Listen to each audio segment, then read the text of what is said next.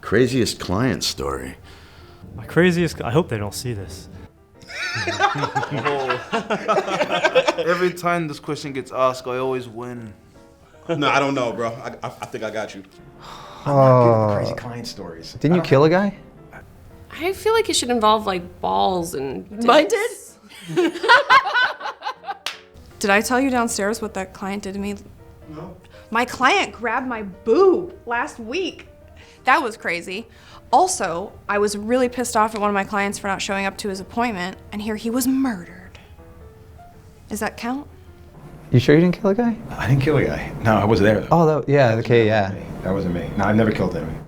I don't know if it counts as a client story, but in the Chicago convention a few months ago, like, this lady came up to me and she was drunk and she flashed me, first of all, for no reason, and started crying about how she had sausage nipples and that her boyfriend didn't love her. And I don't know this girl, and she was like crying with her titties out, and I was just like, this is just the worst experience of my life. Like, it was the absolute worst thing that's ever happened to me. That's amazing. The craziest story I had was not a fun one. I was tattooing with one of a tattoo artist in France, and he's an organizer for fetish night. And I had to tattoo the sun where the sun never shines, so. I mean, the position, she was like, you know, bent over, and I have to do that on her asshole pretty much, right? So, I mean, when you wipe it off and it's come brown on the paper, you know it's not, it's not your ink, right? So. Okay, you go first. No, you go. No, you go first. No, you go first. You said you got me. No, you go first. All right. Well, when I was at the street shop that I first started at, I worked there for 2 years. I had this one customer. He was like a gay nudist dude, and he was very like upfront. And he asked to get like a life-size woman on his back, so her hips blended in with his hips, so that his ass looked like her ass. And then so I did this tattoo. It took like 4 sessions, and then on the last session he asked if I could tattoo a vagina on his gooch, so that when he bent over it looked like there was a pussy there. I was on Christopher Street in Manhattan. Dude named Leroy, I never forget his name, man. Came in and his boyfriend was sitting outside and he wanted to get a tattoo. And I'm like, okay, cool, you know what I'm saying? So he walks to the shop, it's a big dude, though. And he was like, yeah, I want to get a tattoo, you know. I'm like, okay, you know, whatever. His boyfriend comes in and he straight sounded like, how you doing? You know, I want to get a tattoo, I want to do a target on my asshole. I'm like, you want to do what? So I ended up doing it, you know what I'm saying? I did, like, at the time, I had no choice. I didn't do mine. So I did it. I looked at the dude like, how the fuck? So I did it, and dude, like, he was sitting on the chair, holding his own butt cheeks open. I'm tattooing this shit, and yo, he farted and took a dump, dude, passed out, and that just tore my whole world up, dude. Like, that was like the worst experience I've ever had in my life. He took a shit? Yeah, dude. Yeah, dude. I guess I should tell the ketamine story, right? Okay, so this was maybe a month ago. I was tattooing with a regular client of mine. Let's call him Mo. And I was tattooing his arm. You know, we just finished the outline. It was a pretty large piece. And so we took a break just to like reset up with some color or whatever. He went to the bathroom, he came back. So I started on the inside of his arm. I started shading in some of the leaves. It was like a floral piece. And his arm just kept moving forward. And so I was like, hey, Mo, you know, you gotta move your arm back. You gotta keep your arm straight. And he was like, yeah, whatever. And then it would just keep going forward. So then I look at his face and he's just not all there. So I'm like, okay, you know, it's a pretty tough spot. Maybe he's like passing out. So I go through the whole pass out routine because it happens. It happens more often than people think. So, you know, you give him the water, the glucose tablet, you know, put some water on his forehead, whatever. And he really wasn't responding to any of it for about 10 minutes. And then I started panicking because at 10 minutes you should be coming back to. So I called 911 and we had an EMT come and they couldn't get a read on his blood pressure. Everything was crazy. And then I decided, since it was a regular client of mine, that I would go into the ambulance with him. And so we climb in the ambulance. He's still really like foggy, not really responding correctly to anything. So at this point, I'm like, this dude's having a stroke. Like, he's gonna die. Like, I killed a man. And so we go to the hospital, and finally all the police are gone or whatever, and they hook him up on an EKG. Everything came back normal. And then he finally starts coming to, and he goes, "Oh my God." And I was like, "What?" And he's like, "I was in a crazy K-hole." And I was like, "What?" And he was like, "Yeah, I went to the bathroom and I did 2 giant rails of ketamine." And I was like, "Are you fucking, I thought you were dying. Like, I thought you were literally dying." And turns out, yeah, he was in a K-hole for about 45 minutes. You know, I tattooed a woman one time that, you know, this was years ago when I was working in a street shop in the city in Philadelphia. And we had a very busy shop. And it was pretty close quarters. And a lady, you know, I'm tattooing and was doing like some lettering on her ankle maybe, I think, or near her foot possibly. And she's laying down on the massage table, and the lady was kind of moving a little bit. I'm like, "Hey, hon, you really gotta stay still. You know, I want to get this done. You know, you're complaining about the pain." And she's like, "Oh, I'm sorry." And so then a few seconds later, I start smelling this aroma, and I'm like, I asked the guy next to me again. We're in pretty close proximity of one another in a street shop, just busy. And I was like, "Dude, did you fucking shit in your pants? Like, what is that?" Like, as a joke, but the music's loud, and there was all this stuff going on.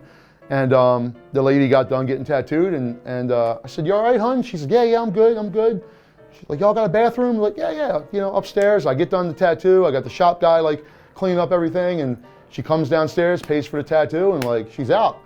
And like I'm like, man, I was, you know, whatever. Like it's still kind of lingering around the shop. We're joking around, guys being guys, joking around about stuff. And I go up in the bathroom, maybe a half hour later, employee bathroom, and I go in. I'm like, it smelled like somebody shit on the floor in the bathroom. Like looking around, like, what the hell? And I look in the bathroom, and there's a pair of women's underwear, like in the trash can with just loaf in it. And clearly it was the lady I just tattooed.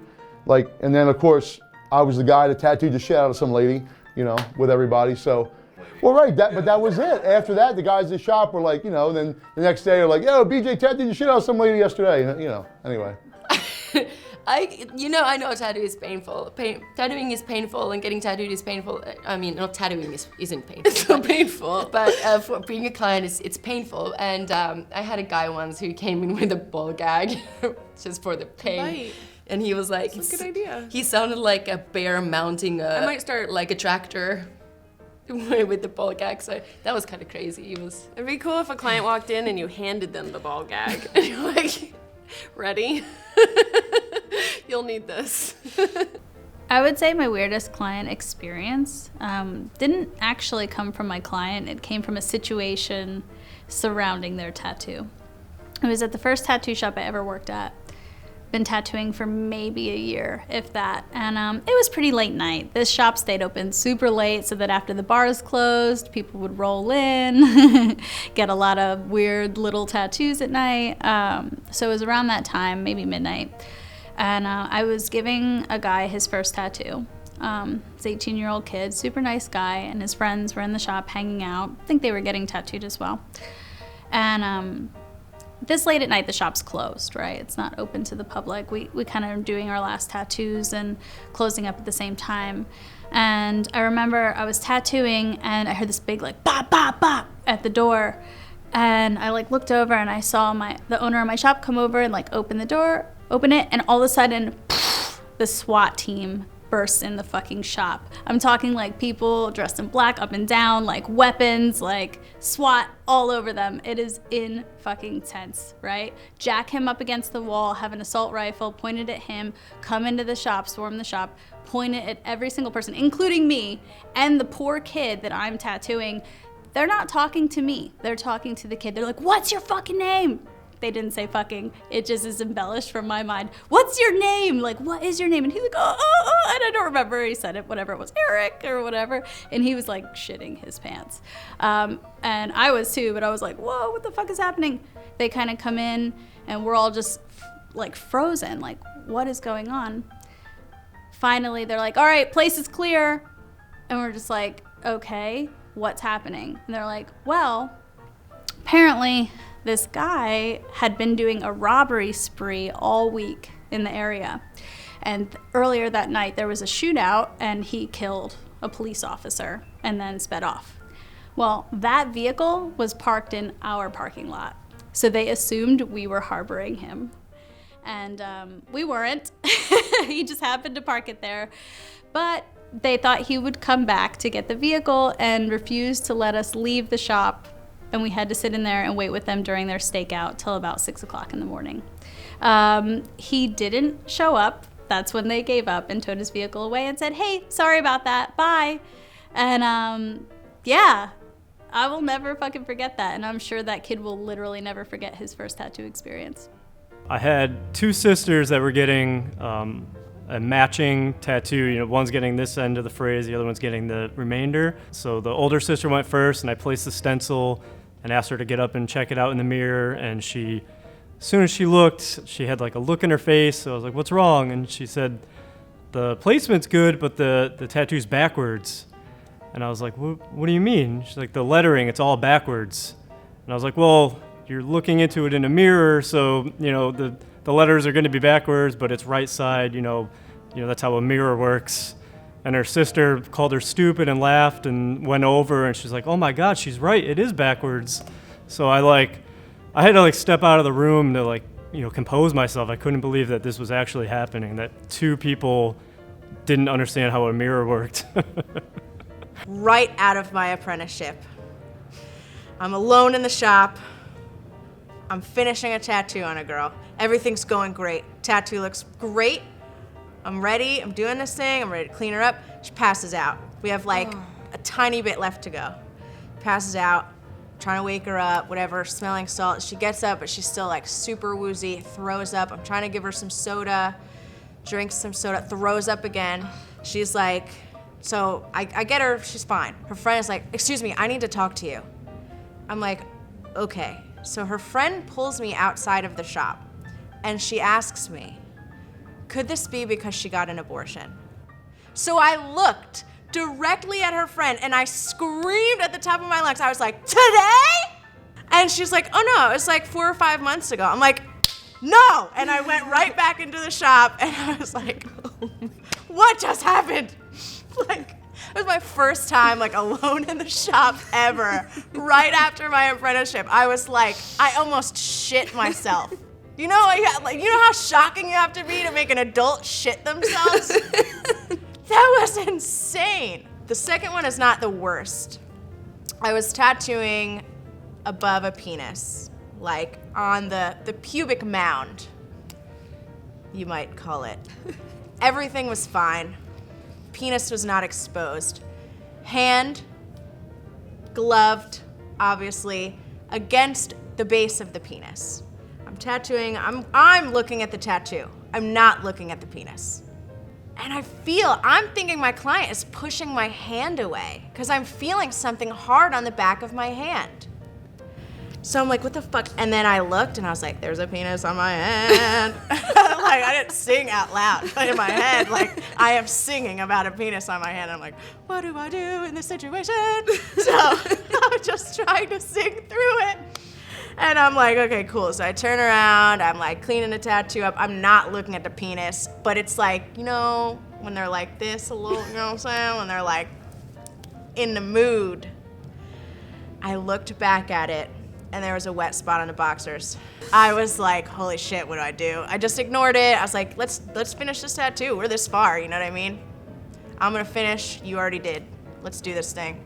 You worked in Vegas, man. I did, yeah. There was some pretty bad things there. But we have funnier stories that I think, I witnessed him get ear raped in Brazil. That was pretty funny. Oh, yeah, but that wasn't a client. God, thank God she's not a client. Yeah. You wouldn't have been, she'd probably be wearing your skin if she was a client. Yeah, so we were in Brazil and we're walking out of this this venue where we just finished. It was a weird venue, third world country. It was hot as fuck inside this building, and we were put inside this. They thought they were doing us a favor, getting us a little cubicle, this glass. But fucking windows. It had glass. People just swarmed it. It was like being at SeaWorld. Yeah. This is what we were doing magic tricks inside. A dolphin looks like is seeing when he's swimming around a fucking tank and all these people are around it. So waiting for us to do tricks. We tattoo all day. No AC. Go to the bathroom. We're getting mobbed and people photograph. You gotta fucking push people through. You gotta be a dick. You gotta just kind of put your head down and just barrel through them like it was riot gear or something. So we walk out of this venue after working all fucking day. And there was a girl standing, made her way up, she was trying to see her favorite band, and stuck her face against this fucking glass and glared like she was watching the Holy Grail. It was fucking amazing. Now, mind you, I'm not a tall guy. Like, I'm like 5'8". What are you, like 12, 11? You know, I don't know, with the hair. But so she's standing there like fucking gaga over him all goddamn day, and I'm like, dude, this fucking chick is gonna, like, she's gonna kidnap you. Like, we're in Brazil, like, you're gonna get kidnapped. Like, she's gonna find a way. And every moment that we would like go to the bathroom or try to like get out and just get some air, like, she was right in his face, like, sign this, sign that, give me a hug, just like on him. And so it's like, it's him in his backpack. And like, I'm just kind of walking like fucking exhausted day. I'm like drained, I'm thirsty, I'm dehydrated. I just want something to eat and drink and fucking shower the ick off me. And out of the corner of my eye, I see this little shadow. And mind you, she was little to me. Yeah, she was like 5 foot tall. 5 foot maybe, you know. And it was like, she was like the Jordan of spider monkeys. Cause she started at my peripherals, leaped in the fucking air, and I looked, and all I could see was like her gliding, like a fucking sugar glider, clear his backpack, latch onto him, and just started tongue fucking his ear. Just like, I'm like, oh my God. And she like, it was on him, and like, he starts doing one of those like wet dog things where he's like, trying to shake her off, and all I see is like her feet flying in the fucking air. Like, I'm like, oh my fucking God. I'm like, at first I'm like, do I help him or do I grab my fucking camera? Like it was a cross between like, this is too funny to let go, but he's getting fucking ear raped. So shocking was the fact that he was too dumbfounded to find his fucking phone. I couldn't, like, well, it was like, you didn't realize what was happening. Who the fuck jumps up and just starts tongue fucking somebody? And so he like one last fucking fling, and she just goes flying like a frisbee through the air, and he's just like, motherfucker, son of a bitch. And I'm just like, dude, you got ear fucked. Oh my God. It was amazing. And he's like, you could tell how upset he was. So, but I mean, it was amazing to me. So we get to the apartment. He fucking cleans up. We finish the show out. Crazier shit still like that whole weekend. But we go down to Sao Paulo, and this bitch took 8 hours away. She took a 12-hour bus to fucking meet him at the shop we were at to give him a teddy bear. Yeah, it's a stuffed animal. And so like, we're standing there, and the shop we were at has like, you know, they're big on the glass doors there, like glass walls. So we're standing there tattooing, and I fucking look up, and who's standing at the fucking glass again? And I'm like, Joe. And he's like, what? I'm like, your fan's here. He's like, what? And I'm like, oh my God. And she's like, just fucking, you could just see like the little heart shapes coming off of her eyes, fucking gaga over him. And I was like, dude, you're not making it back home. There's no fucking way, dude. She's killing you. She's kidnapping you. And she brought him a little stuffed animal. It was fucking so cute. Yeah, that's probably the worst story. You want the head in the trunk story? Okay. I was at a convention back in, I would say it was early 90s, 92, 93 maybe. And I'm tattooing in my hotel room. I was working on The Undertaker, the wrestler, actually. And we worked up in my room so no one would bother him. My manager came up from the convention floor saying there were some metalhead kids here dying to meet me, and they had this special gift for me. And so they brought him upstairs to the room, and they said, yeah, we got a head for you. I'm like, a head? I'm like, yeah, we were partying in a cemetery the other night, and there was, after a rain, and there was a mudslide, and we found a head in the mud, and we thought you should have it, you know. And I said, oh, cool, let's go get it, you know, it's in the trunk of the car.